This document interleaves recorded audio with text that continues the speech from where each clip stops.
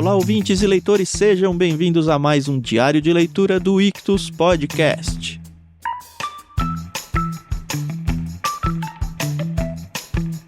Eu sou o Thiago André Monteiro, @vulgutan, e estou aqui com a Carol Simão para conversar com vocês sobre os irmãos Karamazov de Fyodor Dostoiévski.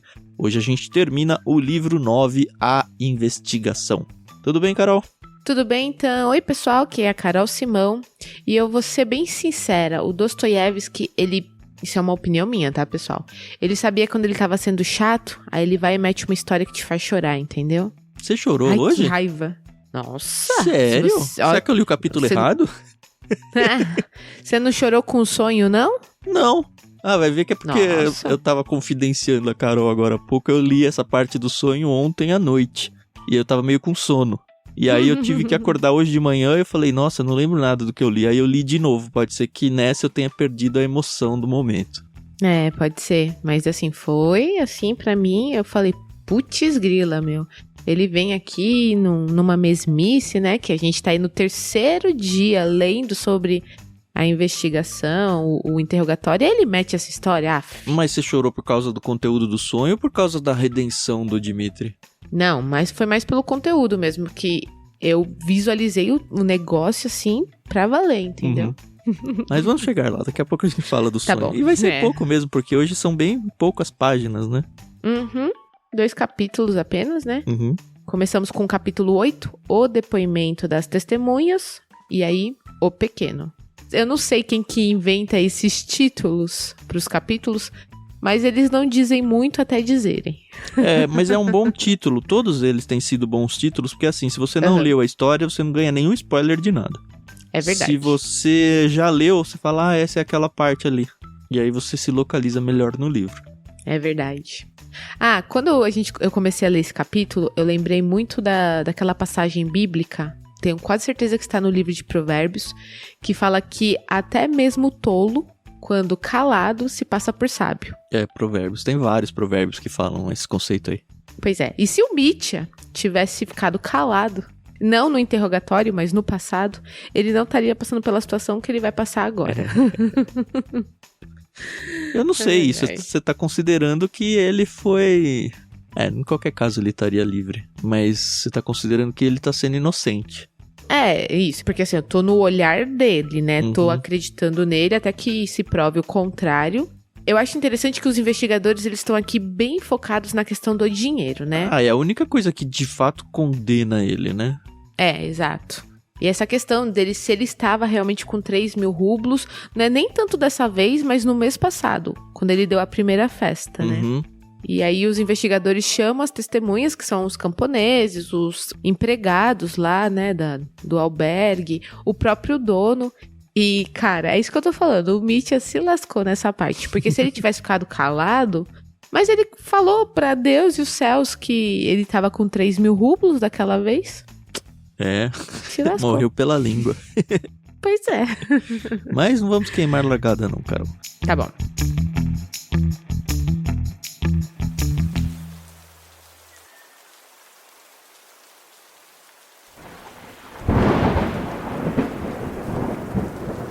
A gente entrou aí o capítulo 8, o depoimento das testemunhas, o pequeno, porque a gente passou, acho que foram 3 capítulos, né, de investigação só de interrogatório do Dmitri. Isso. E agora ele ficou do ladinho ali. É interessante isso. Eu tive a impressão de que ele, Dmitri, ouviu o depoimento das testemunhas. O que também é bem bizarro, né? Deveria ser meio que escondido, eu acho, pra ele não criar uma história que casa com o depoimento das pessoas, né? Se ele não sabe o que as pessoas disseram, fica muito mais difícil tentar inventar história. Pois é. Mas parece que, pelo jeito, a justiça funciona assim lá na Rússia. Não, e assim, é muito mais interessante que ele não apenas ouvia, mas vez ou outra, ele se metia, né? Mas muito pouco, né? Tem trechos que fala que basicamente ele ficou quieto ouvindo as pessoas ali e pronto. Pois é, mas quando chamam o Trifon, o dono, né, da pousada, albergue que ele tava, ele mesmo fala, o Mitya fala, né? Vamos, você tem certeza? Eu lhe disse categoricamente que tinha 3.000 rublos. E aí o cara fala, Disse sim. Essa é a pergunta recorrente dos investigadores, né? Pra todo mundo eles perguntam quanto dinheiro ele tinha. Era basicamente só nisso que rolava o interrogatório, esse depoimento. E passaram aí, né, o dono do albergue, o Trifon aí, passou, você lembra a ordem? Mais ou menos que eu lembro foi o Trifon primeiro, né? Em seguida, acho que chamou alguns empregados, né? O Stepan e Semyon. Que também não agregaram nada, né? Eles chamaram os poloneses que estavam presos naquela salinha ali. E aí você descobre que o grande amor da vida da Grunchen é um veterinário. E eu tinha esquecido o que era Pan. Pan é homem, né? Isso. Toda vez que eu lia Pan aqui, o que ele tá... Porque pra mim Pan é do Peter Pan, que é tipo o elfo da floresta. Não elfo, né? Mas aquele negócio do Shakespeare, né? Você ainda é muito erudito. Quando eu penso em Pan, eu penso na massa de pizza. Não, porque você tem aquele Sonhos de uma Noite de Verão, acho que é do Shakespeare. Que tem o Pan, que é o cara que vai gerar toda bagunça lá. É verdade, é verdade. E pra mim é aquele espírito livre da floresta. Então, toda vez que eu lia Pan, eu ficava tentando encaixar esse conceito. Não encaixa. E aí depois que lá na frente ele usou umas 3 ou 4 vezes, aí eu lembrei, teve um capítulo que ele explicou o que era Pan, né? Que é tipo um senhor, um homem. É, tipo, isso aí. Mas antes dos poloneses, eles entrevistaram Kalganov também, o Piotr Kalganov, que é o amigo dele. Não foi depois? Não, tá aqui, ó, na página 567. É verdade.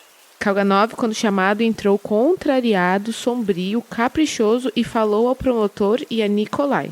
E aí ele também, na verdade, infelizmente, nenhum desmente a questão dos 3.000 rublos, mas também ninguém acrescenta muita coisa. O capítulo meio abre assim, né? O ponto fundamental que atraía toda a atenção dos interrogadores continuava a ser a questão dos 3.000 rublos. Mas todos os testemunhos até o último revelaram-se desfavoráveis a Mitya. Nenhum lhe foi favorável. E aí depois que os poloneses entraram, que a gente descobriu profissão, nome, tudo bonitinho, eles estavam meio que com medo por causa dos 200 rublos lá que eles pegaram no jogo. Mas também... porque quando eles roubam no jogo lá, lembra? Ameaçam eles. Vocês vão pra Sibéria, que é a prisão. Isso. Porque, pelo jeito, não é legal jogar, mas, obviamente, é ilegal roubar no jogo. Mas os investigadores não estão nem aí pra isso. Então, foi uma aparição bem tímida aí dos poloneses na história. Mas o polonês, o ex da Grutchenka, ele falou uma coisa que eu tinha esquecido. Que o Dmitry tenta comprar a Grutchenka. Ele promete pra ele, acho que 600 rublos naquela noite, 700, uma coisa assim, e 2.000 e tantos mil rublos no dia seguinte. E aí ele começa, mas quem disse que era no dia seguinte? Não, você falou que era no dia seguinte. Mas eu não tenho esse dinheiro, o Dmitry falando, né?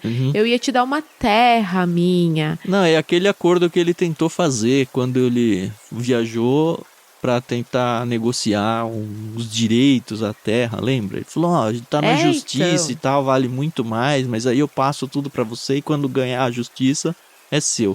Era isso. Essa é a carta que ele usa com todo mundo, né? Nossa, com todo mundo, né? E aí fica naquela coisa, né? Eu acredito que o Nikolai, que é o que tá investigando mesmo, ele acredita no Mitya.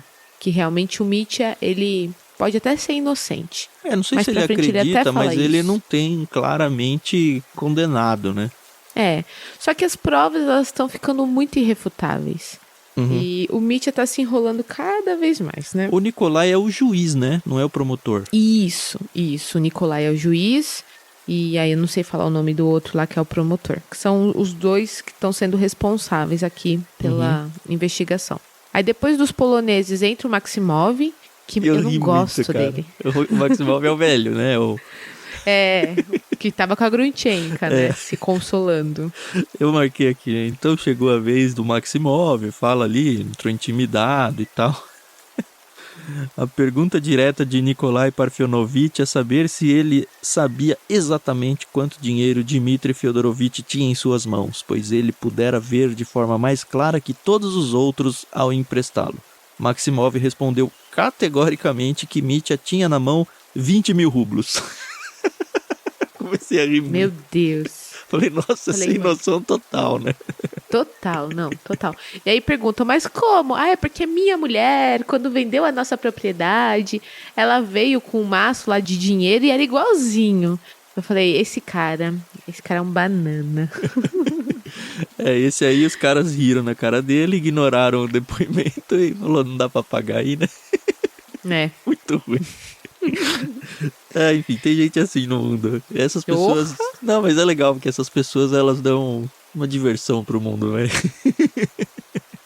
Né? Nem elas se levam a sério, porque não dá.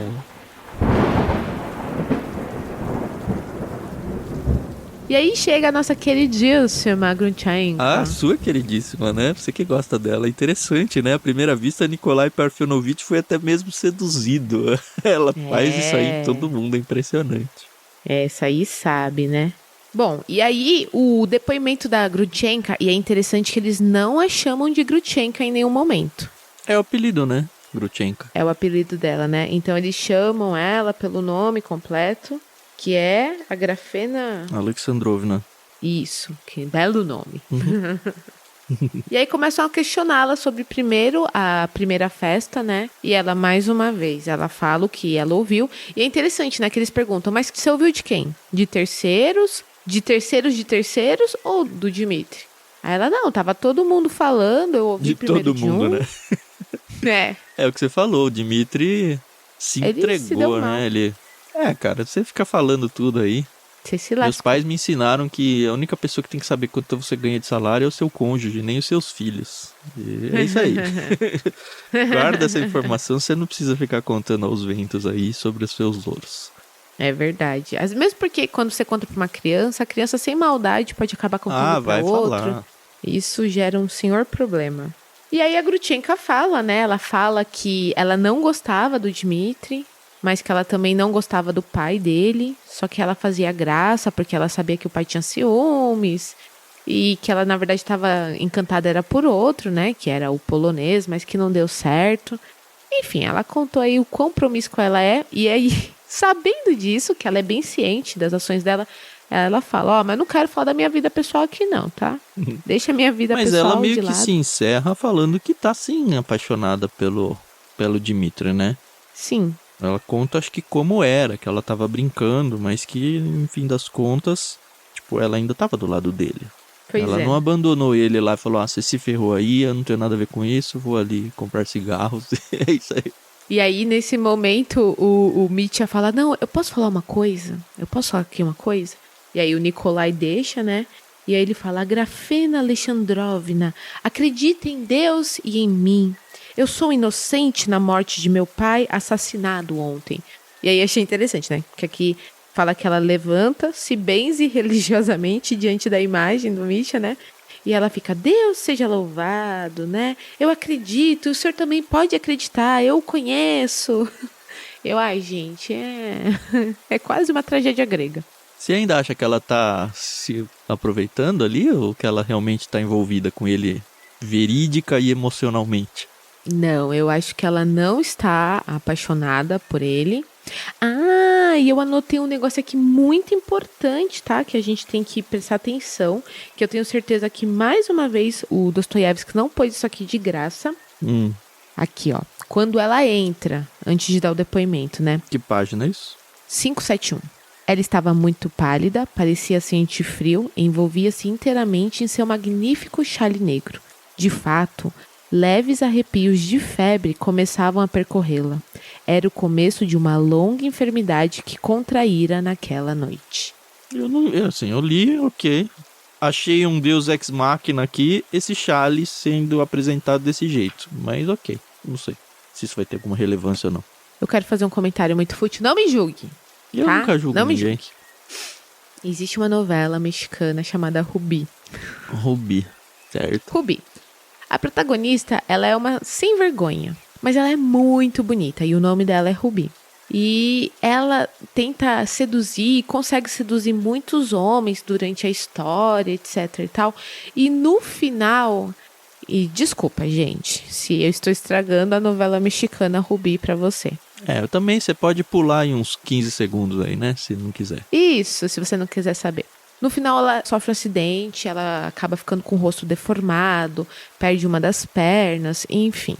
E aí, eu lembrei muito dessa, quando eu tava lendo essa parte, falando aqui, putz, o autor tá falando que a Grushenka, ela pegou uma enfermidade aqui durante essa noite, e lá pra frente isso vai ter algum desenvolvimento. Então, eu tô acreditando que a Grushenka, ela vai acabar sendo de linda, maravilhosa, encantadora, sedutora, ela vai acabar até dependendo de outro personagem pra sobreviver aí. Ela vai perder dela. O que dá seu sustento. Isso, basicamente é isso. Entendeu? Legal, eu não tinha imaginado isso. Olha como é bom ver novelas mexicanas. Gente, eu não assisto, mas já assisti. Mas se acontecer isso, quero crer que a novela mexicana copiou Dostoiévski, hein? Ah, sim. Não podemos dizer que foi o contrário, né? Ai, ai.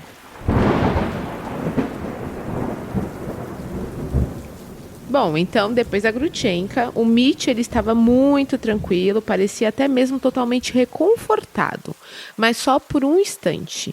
Uma espécie de estranha falência física apossava-se dele cada vez mais. Seus olhos se fechavam de cansaço, afinal de contas, ele passou a noite acordado, bebendo, né, farreando. Uma hora a conta chega, né? E aí, essa é a parte muito interessante, que enquanto eles estavam ali redigindo as atas, né, passando a limpo, né, os rascunhos, ele foi se deitar numa arca que tinha ali perto, né, num cantinho, tinha uma arca e ele se deitou ali. E ele acabou dormindo, e ele teve um sonho muito estranho. E nesse sonho, ele tava... Você quer falar ou você quer que eu fale? Não, pode contar, você se empolgou pra caramba com o sonho, vai lá. Vai ser muito mais legal. Não, realmente eu tive que ler 2 vezes para entender direitinho o que estava acontecendo. Então ele estava viajando por algum lugar, numa estepe, onde a sua tropa se aquartelava outrora havia muito tempo. Então era tipo foi um sonho meio com realidade do que ele já tinha vivido. Uhum. E aí eles passaram por um lugar, eles estavam a cavalo e tal, e eles passaram por um lugar onde tinha algumas cabanas. Só que metade dessas cabanas estava queimada, então você imagina um cenário assim bem pós-guerra. Foi como eu imaginei. Então tinha casas queimadas, tinha uma galera ali sofrendo. E aí ele se depara, e ó, já tô toda arrepiada, só de relembrar. Ele se depara com uma mulher, e essa mulher, ela tá aparentando assim, também tá com frio, tá cansada, tá meio que doente ali, desolada. E no braço dela um bebê, que é o pequeno, né? E esse bebê, gente, tá chorando muito, muito, muito. Ele tá chorando demais. E até fala que ele estica assim os bracinhos dele e os punhos tão roxos de frio. Tava entrando no inverno, né? Então, começou ali o outono, a temperatura começou a cair e tal. E isso me deu um desespero muito grande. Porque eu sou aquela mãe que acordo durante a madrugada para ver se o meu filho tá coberto. Uhum. A Rê faz isso também. Então, é super natural, né? Você dá aquela conferida e tal. E muitas vezes meu filho tá descoberto e tá gelado. E ele dorme de pijama, quentinho, não, sabe? E aí eu comecei a pensar, meu Deus, que desespero. E ele nem mora na Rússia, né? Moramos num país altamente tropical. E aí, aqui fala, né? E o bebê chora e estende seus bracinhos nus com pequenos punhos roxos de frio. E aí o Mitya pergunta, né? O que tem a chorar? Por que estão chorando? E aí o cocheiro que tá com ele no sonho fala, né? O pequeno é o pequeno que está chorando. E Mitya se surpreende. O cocheiro, ao modo camponês, diz pequeno, tá entre aspas, em vez de criança. E agrada a Mitya ele dizer pequeno. Parece que assim ele exprime mais pena. E realmente, olha, eu fiquei assim acabada. Só de imaginar um bebê. E quem mora aqui no sudeste do Brasil sabe que o nosso inverno ele costuma ter dias e noites muito, com frio muito rigoroso, né? E não tem como a gente não pensar em pessoas que acabam não tendo um lar, né, pra passar a noite. E todo crianças. Ano tem pessoas de rua, em situação de rua, que morrem por causa de frio, né? Exato. E é engraçado que a gente tá gravando esse episódio hoje, foi considerada a noite mais fria do ano de 2021. Eu dormi com 3 cobertores, meu filho dormiu com 2 e não passamos frio, mas nós não estávamos quentinhos. E eu comecei a pensar, então juntou tudo, estou sentindo na pele realmente frio. E aí, isso acabou comigo. E com o Mitya também, acabou com ele. Foi muito forte pra mim. E aí ele acorda e percebe que tem um travesseiro embaixo da cabeça dele, né? Aliás, então, antes dele perceber isso, ele acorda e talvez tenha sido a redenção dele, esse sonho, né? É. O que, onde? Exclamou Mitya, abrindo os olhos, erguendo-se sobre a arca. Justamente como se voltasse a si depois de um eclipse, sorrindo claramente. Acima dele, encontrava-se Nikolai Parfenovitch, convidando-o a ouvir a leitura das atas do processo e a assiná-las. Mitya compreendeu que dormira 1 hora ou mais, mas não ouviu Nikolai Parfenovitch. Ficou de pé comovido, ao encontrar sobre a cabeça um travesseiro que não estava lá quando, esgotado, ele se deitara na arca. Quem colocou esse travesseiro debaixo da minha cabeça? Quem foi essa pessoa de coração? Ele exclamou com sentimentos exaltados de gratidão, com lágrimas na voz, como se realmente tivessem lhe dado Deus sabe que bem imenso. A pessoa de coração permanecia desconhecida. Uma das testemunhas, ou talvez o pequeno escrivão de Nikolai Parfenovitch, tivera a ideia de colocar o travesseiro por compaixão, mas toda a alma de Mitya se sacudia em soluços e lágrimas, igual a da Carol. Ele se aproximou da mesa e disse que assinaria tudo o que quisessem. Tive um belo sonho, senhores, acrescentou Mitya estranhamente, com o rosto transfigurado, como se estivesse iluminado pela alegria.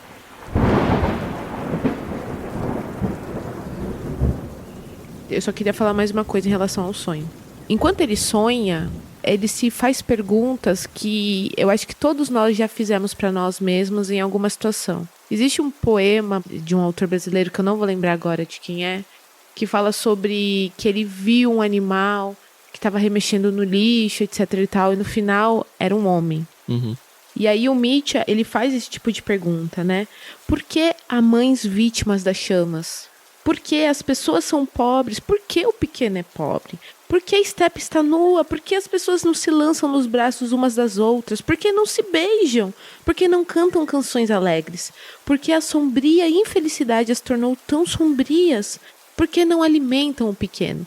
Então, mais uma vez, nessa questão da maternidade, né? E a Bíblia fala, né? Que pai que, quando o filho fala que está com fome, não dá pão, né? E eu não suporto ver pessoas em situação de rua, principalmente crianças, que chegam, e acho que quem mora em cidade grande, principalmente, já passou por isso, que bate ali na porta, ô tio, me dá uma moeda para comer um pão. Uhum. Isso acaba comigo num nível, eu não consigo lidar bem com esse tipo de situação.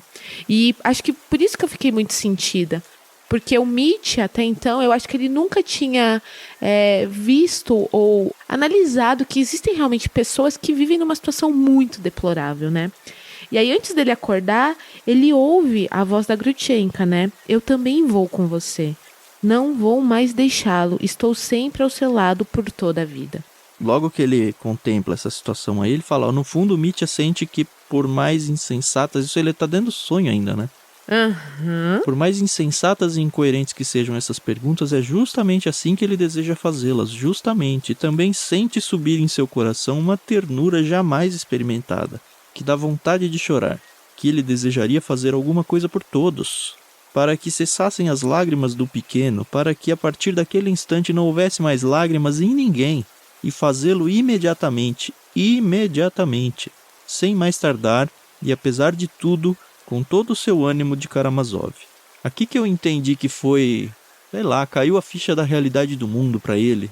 E, de fato, assim, a gente percebe tanto no finalzinho desse capítulo, quanto no próximo, principalmente, que ele tá diferente. Uhum. Ele tá diferente, eu acho que ele tá mais consciente, alguma coisa mudou dentro dele. E quando ele acorda, ele fala exatamente isso que o Tan tinha comentado, o quão vil e ordinário e terrível ele é, e que ele não vai se isentar de nada. Ele sabe que ele não matou o pai dele, né? Ele falando, ele tá? diz que não, né? Mas ele vai assinar a documentação, as atas. Isso já tá no último capítulo desse livro, né? Isso.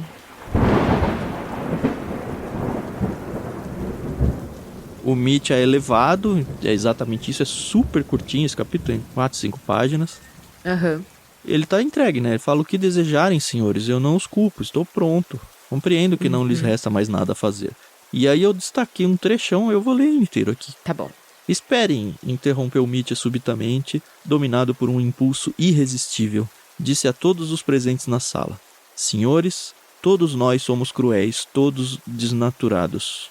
Todos nós fazemos os outros chorarem, as mães, os bebês a mamar. Mas de todos, que isto agora seja garantido, de todos eu sou o mais imundo dos vermes. Que seja. A cada dia de minha vida, batendo no peito, eu prometia me corrigir, e todos os dias cometia as mesmas maldades. Agora compreendo que a pessoas como eu é preciso um golpe de sorte, para dominá-las por meio de uma força exterior. Jamais eu me levantaria sozinho. Mas eis que explodiu a tempestade. Aceito a tortura da acusação e a minha desonra pública. Quero sofrer e me purificar com o sofrimento. Talvez eu me purifique, não é verdade, senhores? Em todo caso, ouçam pela última vez. Eu sou inocente na morte do meu pai. Aceito o castigo, não por tê-lo matado, mas por ter querido matá-lo, e talvez realmente eu viesse a matá-lo. Todavia, da mesma forma, eu tenho a intenção de lutar contra os senhores, isso eu lhes digo. Eu vou lutar até o fim, depois Deus nos aparte. Adeus, senhores, não me queiram mal por ter gritado durante o interrogatório. Oh, eu ainda era tão estúpido, então agora serei um prisioneiro. Agora, pela última vez, como homem livre, Dmitri Karamazov lhes estende a mão ao dizer-lhes adeus. Eu digo adeus aos homens. Eu acho que resume tudo esse capítulo aqui. Ele é levado para uma carruagem lá, alguma coisa a cavalo. Isso, uma troika. Ele tenta se despedir de várias pessoas. É interessante a reação dessas pessoas em se despedir dele, né? Ele pede para ver a Grutchenka, eles deixam e aí ele reafirma de novo que ele é inocente. E ela reafirma o amor por ele, diz: eu vou ser sua. Enfim, tem um papo aí entre eles super curtinho, mas bem bonitinho, eu achei. E ele tenta se despedir do dono da pousada lá e o cara tá muito irritado. Não sei porque, se ele não recebeu ou porque aconteceu tudo aquilo ali, não sei. Não deu pra sacar. E aí ele é levado, né? Vai voltar lá pra cidade deles, né? E agora a gente vai conferir o que vai acontecer. Talvez aquele salto de tempo, né? E tem um último destaque que é a reação do Kalganov, né? Que é o amigo dele, o jovem de 20 anos lá. Do nada, adeus, Dmitri Fyodorovitch. Adeus, gritou de repente a voz de Kalganov, surgido de improviso em algum lugar. Correndo a troika, ele estendeu a mão a Mitya, sua cabeça estava descoberta. Mitya ainda teve tempo de tomar a mão e a apertá-la. Adeus, querido menino. Eu não vou esquecer a sua generosidade, exclamou Mitya ardentemente, mas o carro se moveu e as mãos se separaram. O sino da troika começou a tilintar, Mitya era levado. E aí o Kalganov, ele corre, se senta num cantinho, baixa a cabeça, cobre o rosto e começa a chorar copiosamente, assim, né? Muito estranho. E interessante é que o autor ainda fala: ele estava quase convencido de que Mitya era culpado. E aí, essa informação é interessante, porque a gente fica pensando que ele acha que o Mitya está sendo tratado injustamente, mas não, né? Não. Ele está só sofrendo, talvez, porque pelo amigo ter feito tudo aquilo, então... E aí você vê a última frase de sofrimento do próprio Kalganov, né? Então, o que são as pessoas? Afinal, o que podemos esperar da humanidade? Exclamava de forma incoerente, sentindo amargo desânimo, quase desespero. Naquele instante, não tinha nem mesmo vontade de viver. Nossa. Isso vale a pena? Isso vale a pena? Exclamava o jovem aflito. Eu achei bem estranho isso, porque não tinha parecido uma amizade tão forte entre os dois. Mas aparentemente o Kalganov gosta demais dele, ou tem alguma coisa aí que a gente não sabe que fez ele repensar a vida, não sei. Pois é. Vamos descobrir nos próximos episódios, espero. Dostoiévski tá devendo muita coisa pra gente, tá? Tá devendo aí Ivan, a Liotia. A questão é, ele tá abrindo um monte de pop-up e eu quero ver se ele vai fechar todas as janelas. Mas assim... A julgar pela quantidade de páginas que ainda falta, acredito que sim, hein? A gente tá entrando 585, né? O livro vai até 900, dá tempo de escrever um bom romance aqui ainda. Dá? E como dá?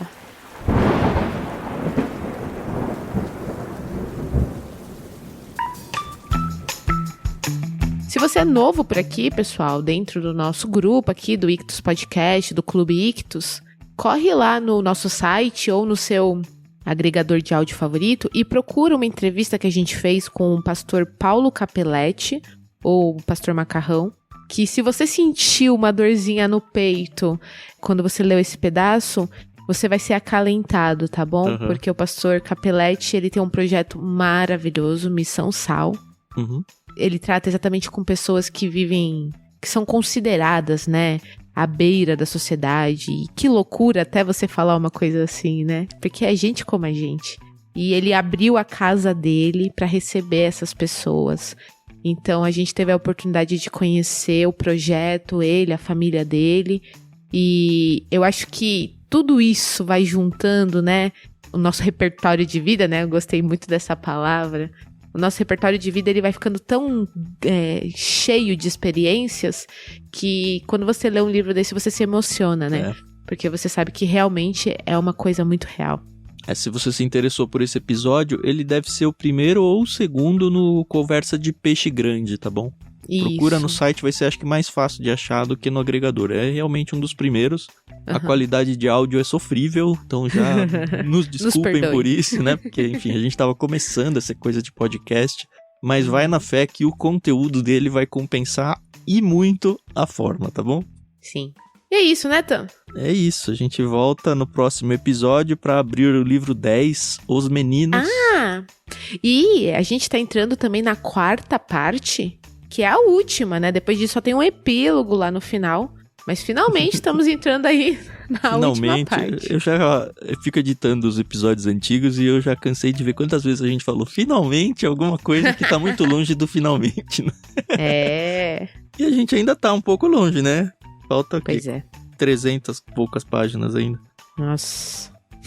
Mas tá bom, tá legal. Ruim se fosse assim uma história maçante.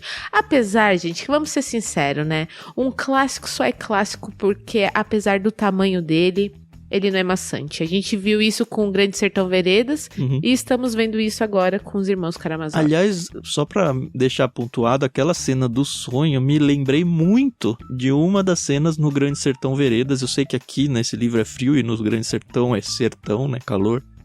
Mas a questão da pobreza e destruição quando o bando chega numa cidade lá. Não sei se você lembra disso, mas pra mim na hora veio assim. É bem legal ver essas pontes que a gente cria meio que sem querer. Que a gente conhece o menino lá, o Birigui. Essa mesmo. Verdade. Eu nem lembrava do nome do menino, mas... Então tá bom. Até mais então, galera. Lembrem-se, a gente tem lá o canal no Telegram para você seguir com as leituras com a gente. Normalmente a gente costuma postar lá um pouquinho antes do que publica o podcast, o áudio. Então se você quer ter acesso a isso um pouquinho antes, fora os sorteios e números que a gente costuma fazer lá também, acessa lá t.me/clubeictus. Só isso. Até amanhã. Até amanhã não, né? Até o próximo. Isso aí. Tchau, pessoal. A gente se ouve no próximo episódio.